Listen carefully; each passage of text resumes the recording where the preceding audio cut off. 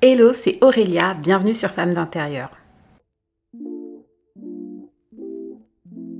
J'espère que tu te portes à merveille, me revoilà avec la suite de notre série de vidéos sur les étoiles. Alors on a vu que tu avais une étoile, on a vu ce que refermait cette étoile et aujourd'hui je t'explique qu'on peut te voler cette étoile. En fait, le truc qu'il faut comprendre, c'est que moins tu as conscience de ta valeur et plus on peut te voler facilement parce qu'en fait tu te négliges. Imagine une personne qui a un collier de, on va dire, 3 millions d'euros, ça existe, et qui se balade un peu n'importe où, n'importe comment, sans protection, sans rien. Déjà, la base des bijoux de cette valeur-là, ce sont des bijoux, en fait, qui ont des protections. Il y a même des fois un garde du corps. Il y a même des fois, en fait, on les manipule avec des gants. Parce que ça a beaucoup de valeur en fait, d'accord? Il y a des coffrets bien, des écrins où on met ces bijoux-là. Et les personnes qui sortent quand elles ont ça, elles vont pas n'importe où. Elles font très attention. Maintenant, toi, imagine si tu sors avec ce type de bijoux et tu continues de faire ta vie comme si de rien n'était. Tu vas aux endroits où tu as l'habitude d'aller, dans les transports, tout ça, machin. Il est possible que tu te fasses voler en fait. Il est possible que tu te fasses voler. Maintenant, ce que j'essaie de te faire comprendre, c'est que en vérité, c'est comme ça. Tu as des bijoux d'une valeur inestimable sur toi, mais tu t'en rends pas compte. Je vous expliquerai dans les prochaines vidéos, pas dans celle-ci mais dans les autres, comment se protéger et comment fermer les portes. Je pense que tu as souvent dû entendre parler de ça, fermer. Moi en fait, perso, j'ai souvent entendu parler de ça. Faut fermer les portes, mais ça veut dire quoi en fait, concrètement? C'est quoi? Ma porte, elle est fermée là. Qu'est-ce que c'est? Donc je vous expliquerai tout ça. Parce que, excusez-moi du coup de vous dire ça comme ça, mais tant que tu ne réalises pas de quoi tu es porteuse, sache que dans le monde spirituel, parce que tu sais qu'il y a deux mondes, j'y reviendrai aussi, il y a le monde de la physique et il y a le monde spirituel. Tant que tu ne prendras pas conscience de ça, dans le monde spirituel, sache qu'on se sert chez toi sans limitation. D'accord?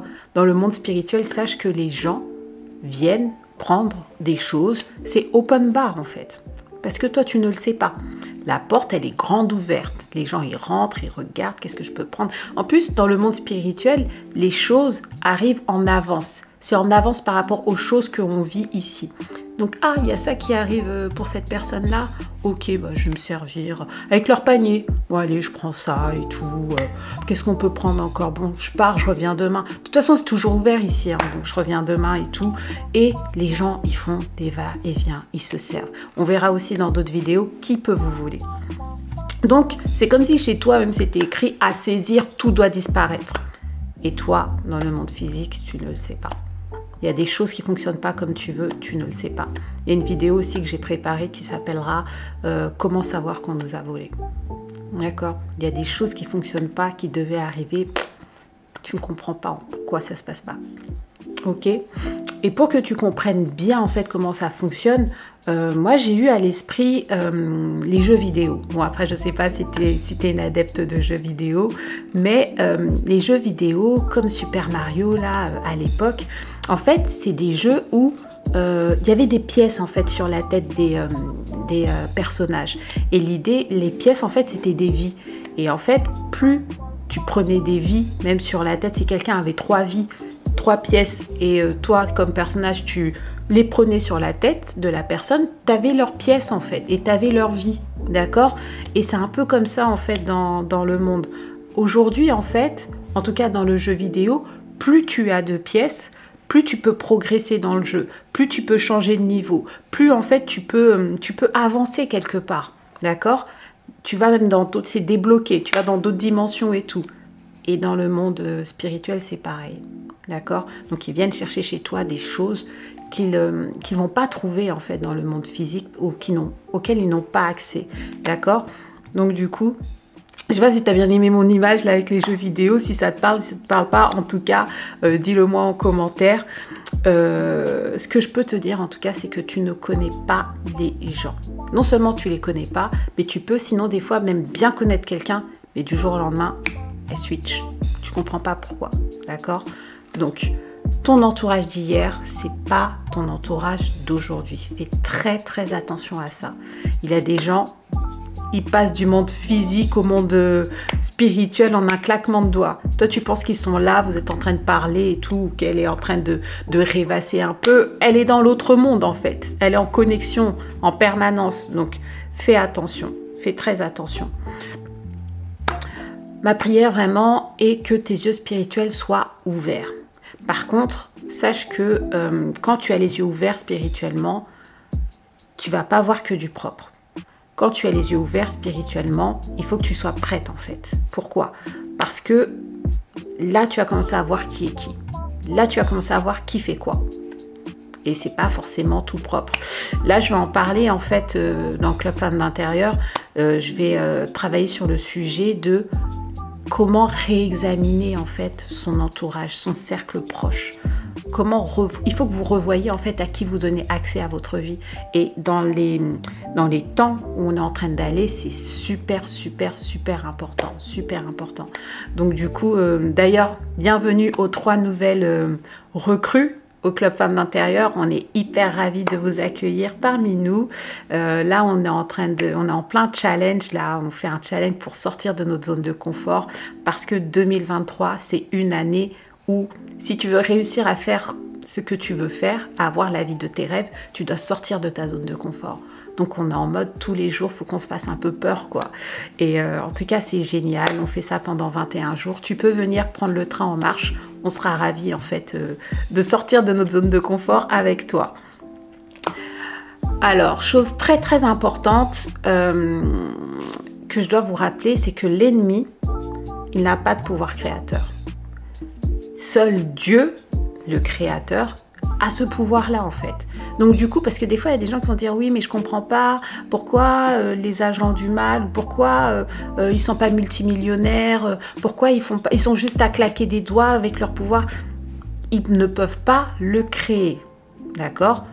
Tout ce que l'ennemi peut faire, c'est tuer, voler, détruire, d'accord? Tout ce que l'ennemi peut faire, c'est tuer, voler, détruire. Je vais vous mettre le verset en référence. Du coup, là, je vais le remettre en perspective par rapport à ce qu'on est en train de dire. C'est que pour triompher, ils vont voler. Les grâces et tout ça, ils vont les voler. Si tu vois que quelqu'un qui est, on va dire, un agent du mal et a une telle intelligence ou je sais pas, a tel argent ou quoi que ce soit, c'est quelque chose qu'il a volé chez quelqu'un, pour être clair, d'accord? Donc soit c'est du vol, ou soit ce qu'ils font, ils vont tuer ils peuvent tuer les grâces de quelqu'un, hein. Ils peuvent tuer les grâces de quelqu'un, ou sinon ils peuvent également détruire. Ils font de la bouillie avec ça. D'ailleurs, ça me fait penser à l'histoire d'Ésaü et Jacob. Si vous connaissez cette histoire-là, elle est en Genèse 25-30. Et moi, c'est une histoire qui m'a toujours un peu dérangée, quoi, en mode what? C'est quoi cette histoire? Donc, je vous fais un petit rappel. Donc, Jacob, en fait, Ésaü et Jacob, ce sont des jumeaux, d'accord? Ésaü, c'était l'aîné. Et ce qu'il faut savoir, c'est que Ésaü, c'était quelqu'un, il aime la chasse, le gibier, tout ça, ok? Et Jacob, la Bible dit que c'était quelqu'un qui était plutôt tranquille, qui était souvent sous les tentes. Donc, quelqu'un qui observe, quoi, tranquille et tout. Et l'autre, il faisait des bails. Bref, donc, et Jacob, en fait, il lorgnait sur l'étoile d'Ésaü. Ce qu'il faut savoir, c'est que comme Ésaü, c'est l'aîné, il est sorti en premier, il avait le droit d'aînesse, d'accord? Si tu as le droit d'aînesse, en fait, je vais vous dire après toutes les bénédictions qui en coulent et qui en découlent. Et en fait, Jacob, lui, il voyait que, ouais, ce que Ésaü, là, il a son droit d'aînesse. Moi, c'est ça qu'il me faut, d'accord? En plus, lui, c'est pas quelqu'un qui mettait la main à la pâte et tout ça. C'est quelqu'un vraiment qui observait, quoi. Et il a capté que, en tout cas, le droit d'aînesse, ça, c'est le feu. Et le droit d'aînesse, ça représente l'étoile, en fait, qu'il y avait chez Ésaü. Et en fait, il a manipulé tout un plan pour lui usurper son étoile, pour lui usurper son droit d'aînesse. En fait, donc comment ça se passe? Ésaü, à un moment, et je pense que vraiment, Jacob, il avait attendu. C'est pour ça qu'on dit souvent, ne négociez jamais quand vous avez faim. Quand vous avez faim, là, faut pas négocier, d'accord? Par exemple, si tu cherches un boulot, tu as grave faim. En gros, tu vas absolument bosser et on va te proposer un salaire minable, on va te proposer des conditions minables. Tu vas accepter parce que tu as faim en fait. Tu vois ou pas? Donc, ne négocie pas quand tu as faim. Donc là, Ésaü, il avait faim. Et il va voir son frère et dit, oui, laisse-moi manger de ce roux. Bon, le roux, c'est un plat, laisse-moi manger de ce roux-là, s'il te plaît, je suis fatigué et tout. Il avait faim. Et Jacob, il attendait ça, en fait. Il lui répond quoi? Il lui répond par un deal. Vends-moi d'abord ton droit d'aînesse. Ésaü lui répond, voici, je m'en vais mourir. À quoi va me servir ce droit d'aînesse? Lui, il se dit, là, on va mourir. Non, on est là, après on meurt. Moi, après le droit d'aînesse, qu'est-ce que je vais en faire? Rien, quoi. Donc, Jacob lui dit, jure-le-moi d'abord. Et du coup, Ésaü jura. Et il vendit son droit d'aînesse à Jacob. Alors, Jacob donna à Ésaü du pain et un potage de lentilles. Donc, il a vendu son droit d'aînesse contre du pain et un potage de lentilles. Vous allez me dire, oui, mais il avait faim. Il a vendu quelque chose de permanent, quelque chose qui a du pouvoir pour quelque chose de temporaire. Est-ce que vous voyez le truc ou pas? Donc, il a mangé son plat de lentilles, il a bu et puis il est parti en fait. Et la Bible dit, c'est ainsi qu'Ésaü méprisa le droit d'aînesse. Donc, il l'a méprisé en faisant ça, d'accord? Il se rendait pas compte de la valeur en fait que représentait son droit d'aînesse. Donc, tu sais ce que je vous disais la dernière fois? Même Ésaü, il ne voyait même pas l'importance en fait, ni la valeur de son étoile. Il s'en est rendu compte trop tard. Parce qu'après, il a limite supplié, il a lourdement insisté auprès de son père quand il s'est rendu compte de ce qui s'était passé pour récupérer en fait. Ok, donc attendez, là je suis en train de sauter les étapes. Pour les personnes qui ne connaissent pas, je saute des étapes. Donc à un moment, du coup, là c'est longtemps après, hein, c'est même pas tout de suite. Donc juste regardez, Jacob, il a fait son truc et ils n'ont rien dit. C'est resté dans leur tête. Ce qui se passe, c'est que arrive le jour en fait où leur père veut les bénir, d'accord? Isaac veut bénir en fait l'aîné. Vous savez, dans la Bible, et puis c'est aussi souvent comme ça dans d'autres civilisations, quand le papa, le patriarche va mourir, il doit bénir l'aîné en fait. Donc là, il est en mode, bon, je cherche mon aîné, je vais le bénir. Et la maman, elle a vu ça, donc elle est partie voir Jacob. Aussi, la maman était dans le coup. Partie voir Jacob, oui, là c'est bon, ça va être le moment et tout ça. Bon, allez, viens, mets les affaires de Ésaü, parce qu'en fait, le père, il voyait pas très bien, il était très vieux, il voyait pas très bien. Mais les affaires et tout, il va ressentir l'odeur, tout ça, machin. Donc du coup, le père, il a béni. Il a dit, bon, que des peuples te soient asservis et que des nations se prosternent devant toi. Sois le maître de tes frères et que les fils de ta mère se prosternent devant toi. Maudits soient tous ceux qui te maudiront et bénis soient tous ceux qui te béniront. Et il pourvut également son fils, lui pensait que c'était Ésaü, mais c'était Jacob, en blé et en vin. Et ensuite, bon, du coup, c'était une super chérie et tout. Quand il s'est rendu compte de ça, Ésaü, il était triste, quoi. Il disait, mais non, papa, tu peux quand même aussi me bénir et tout ça. C'était trop tard, en fait. C'était trop tard. Il avait déjà méprisé. Donc, du coup, vous voyez cette histoire-là. En plus de ça, il repart avec quoi, Ésaü? Il repart avec, entre guillemets, une malédiction, parce que il est dit que son père lui a dit, ton lieu d'habitation sera privé de richesses de la terre et de la rosée du ciel d'en haut. Tu vivras de ton épée et tu seras asservi à ton frère. Cependant, en errant librement ça et là, tu échapperas à la domination qu'il t'aura imposée. Comme vraiment une vie instable. Et ça me fait penser que quand ils étaient dans le ventre, et que quand ils sont nés, la Bible dit en fait que Jacob tenait le talon de son frère. Et en fait, le talon au pied, les pieds, on sait que c'est l'équilibre, on sait que c'est la stabilité en fait. Et du coup, on voit que là, concrètement, il est parti pour avoir une vie instable. En gros, une vie instable. Bon, bref, là, c'est pas d'histoire. Vous avez compris où je voulais en venir. Ton étoile, on peut donc l'éteindre. Donc là, tu es comme les étoiles, je vous avais dit, dans le ciel, on peut les éteindre. Donc voilà, tu l'as compris, ton étoile, on peut l'éteindre.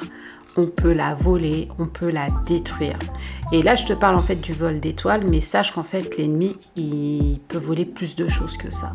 Il peut aussi te voler les promesses de Dieu, que Dieu a fait dans ta vie. Il peut te voler aussi l'exaucement de tes prières. J'en parlerai de ça aussi. Alors que ton étoile, en fait, elle est censée briller, ton étoile, tu vois. Et par rapport à ça, moi, ça me fait penser à Ésaïe 60, 1 et 5. La parole de Dieu qui dit « Lève-toi et brille ». D'accord?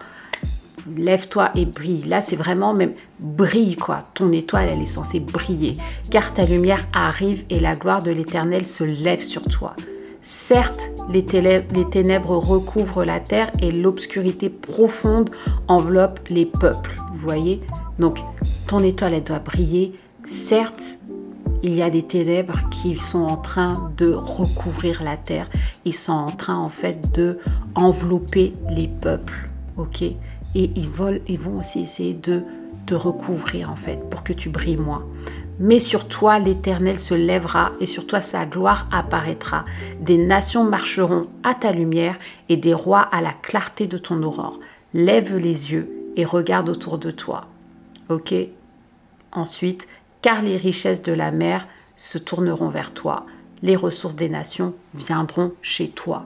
Tu vois un peu la promesse qui est là et qui t'attend quand tu laisses ton étoile briller. D'accord? Ça ne va pas plaire à l'ennemi. Parce que lui, il veut que toute la lumière soit sur lui. Ok? Donc, tu es une étoile, tu as une étoile, tu l'as compris. C'est même Jésus qui dit dans Apocalypse 22, 16, « Moi, l'étoile brillante du matin. » L'étoile brillante. Tu es censé briller. On est censé être des imitatrices de Christ. Donc, on est censé briller. L'ennemi va tout faire pour que tu ne brilles pas. Il va tout faire pour prendre la couverture, la tirer à lui. Ok? Ne le laisse pas faire. J'ai reçu des messages de personnes qui me disent « Oui, mais voilà, moi, Aurélia, je ne sais pas ce que je renferme. Je ne connais pas ma valeur. » Sache que l'ennemi connaît ta valeur. Des fois, je dis au groupe de femmes que je coach « Oui, mais mon idée, voilà, je ne sais pas trop. » Je dis « Si toi, là, tu ne crois pas en ton idée, sache que l'ennemi, il y croit. » L'ennemi, il croit en ton idée. C'est pour ça qu'il va tout faire pour que ça ne marche pas. Toi-même, tu dois être la première personne, en fait, qui y croit. Est-ce que tu comprends? Donc, tu penses que tu sais rien faire. Mais eux, ils savent de quoi tu es capable. Tu penses que tu n'as pas de talent. Mais lui, l'ennemi, il sait que tu as du talent. Ok? Donc là, je vous parle d'ennemis et je suis sûre que tu te dis « Oh, mais moi, j'ai pas d'ennemis. » Laissez-moi rire. Le mot, c'est vrai que le mot ennemi est fort en fait. Mais le truc, c'est que un ennemi, c'est quelqu'un qui va en opposition en fait avec toi.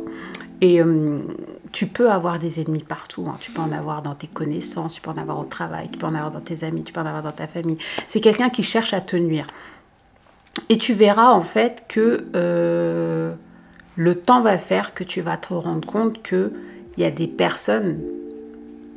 Elles ne te voient pas sur le même pied d'égalité que toi, tu les vois. Toi, peut-être que tu les encenses et elle, en fait, elle te voit comme... faut l'arrêter, quoi. Faut pas qu'elle réussisse ses projets, faut pas que... Fais attention à qui tu parles de tes projets. Voilà les filles, merci d'avoir regardé cette vidéo jusqu'au bout. J'espère que cette vidéo t'a apporté de la valeur. N'hésite pas à partager auprès de toi des personnes qui ont besoin de connaître cette information, des personnes qui ont besoin d'être édifiées. N'oublie pas de liker si tu as été béni. Pose-moi tes questions en commentaire, écris-moi des messages. Ça va m'encourager. Sur la prochaine vidéo, qu'est-ce qu'on verra? Qui peut voler ton étoile? Ma prière est que tu sois là où Dieu t'attend.